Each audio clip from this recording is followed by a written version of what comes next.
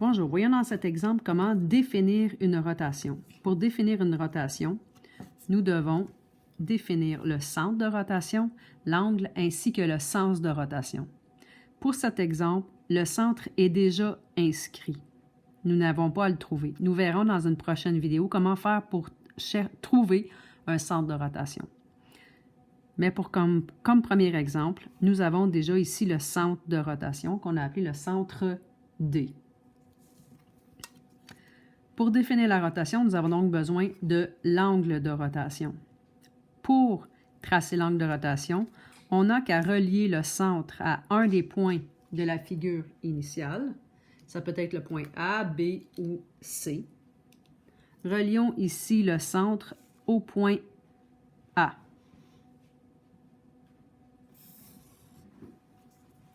Ensuite, relions le centre au point homologue au point A, c'est-à-dire le point A'.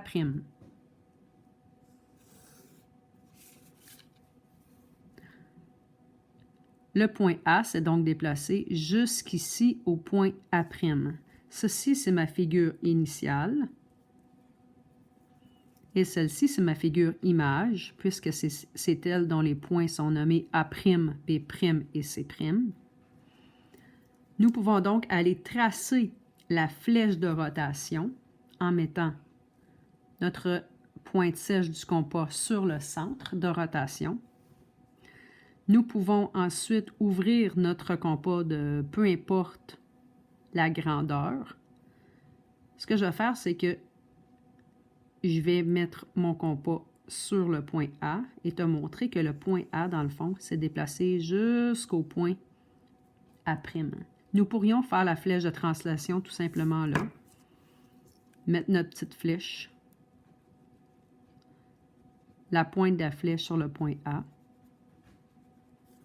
et inscrire le petit R qui est le symbole de rotation.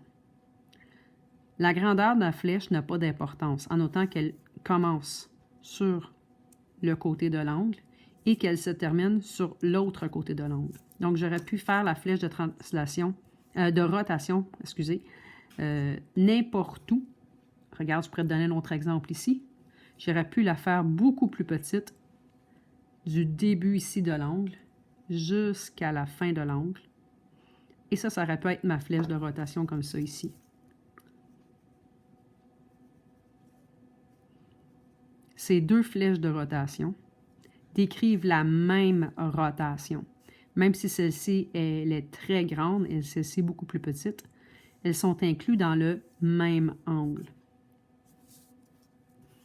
Ensuite, il nous reste à déterminer l'angle. Bien, en fait, l'angle ici, il est tracé, mais nous pourrions aller le mesurer avec notre rapporteur d'angle. Ici, la rotation, qui serait de, disons, 79, 80 degrés dans ces coins-là.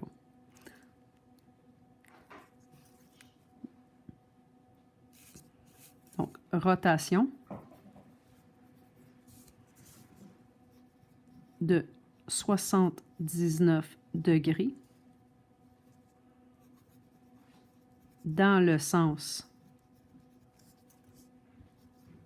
horaire de centre D. J'aurais pu aussi dire, au lieu de dire de 79 degrés dans le sens horaire, j'aurais pu dire rotation de... Tu te rappelles du signe pour horaire? C'est le signe négatif, donc de moins 79 degrés de centre D. Je n'aurais pas eu à écrire dans le sens horaire, étant donné que le moins ici me l'indique que c'est dans le sens horaire.